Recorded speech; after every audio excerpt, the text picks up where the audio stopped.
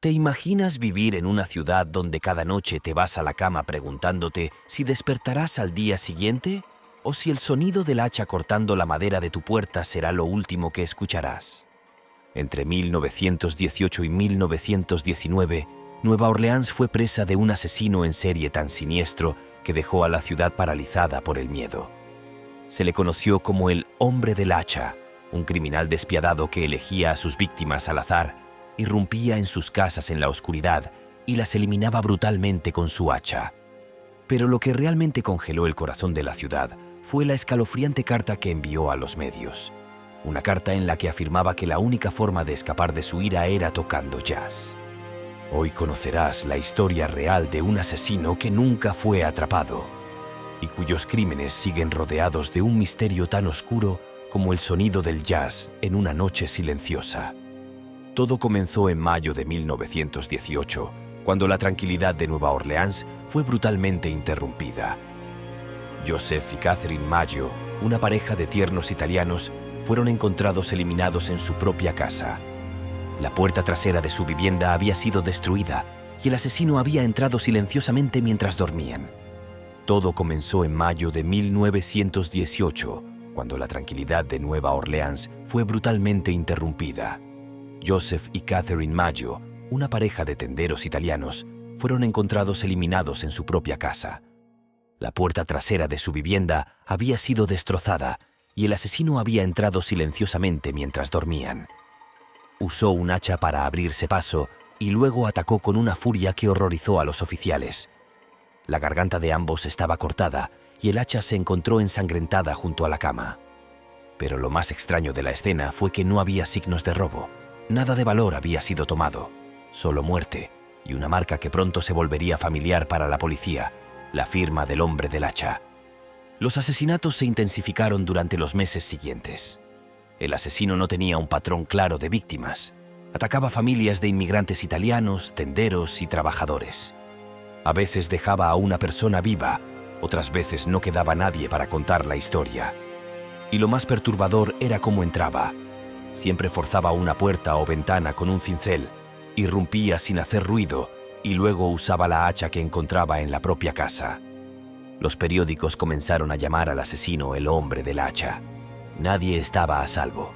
La policía patrullaba las calles, las familias reforzaban sus puertas y la ciudad entera vivía en un estado constante de paranoia. Los residentes comenzaron a dormir por turnos, con armas cargadas al alcance de la mano, pero no sirvieron de nada.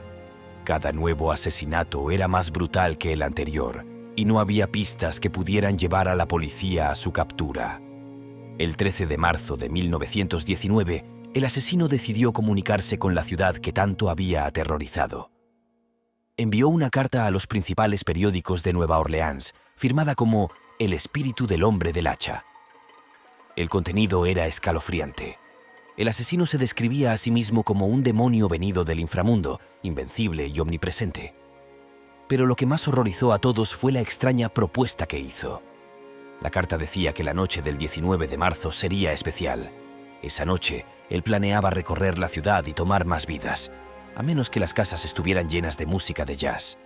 Escribió: «Estoy muy complacido con la ciudad de Nueva Orleans. Me gustaría que mis amigos disfruten de la velada, pues he decidido pasar por la ciudad el próximo martes por la noche.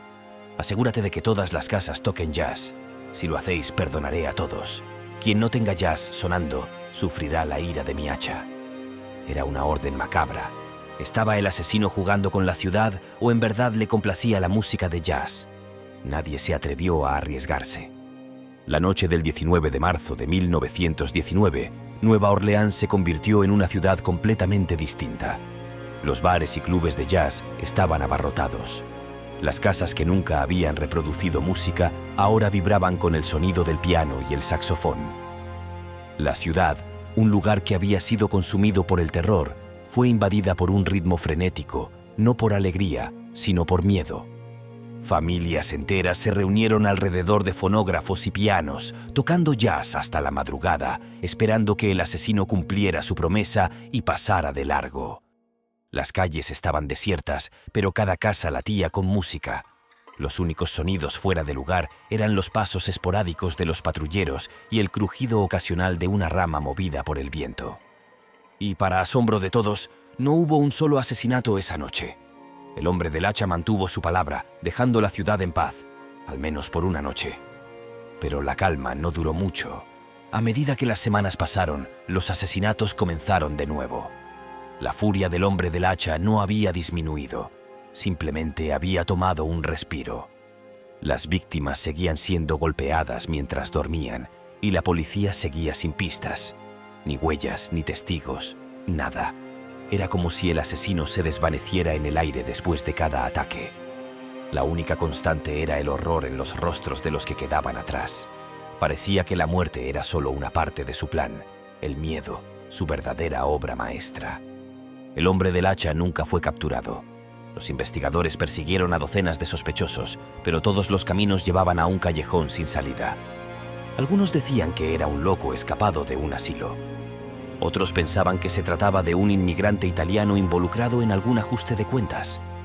Y había quienes creían que, tal como decía su carta, era realmente un demonio, un espíritu que se alimentaba del miedo de la ciudad. Cuando los asesinatos cesaron abruptamente en 1919, el misterio quedó sin resolver. Sin embargo, su historia dejó una cicatriz profunda en Nueva Orleans. Los residentes no pudieron olvidar a ese ser invisible que se movía entre las sombras, irrumpiendo en las casas sin dejar rastro, y que por una sola noche se convirtió en el maestro de la ciudad, con el jazz como su única arma contra él. Así termina la historia del hombre del hacha de Nueva Orleans.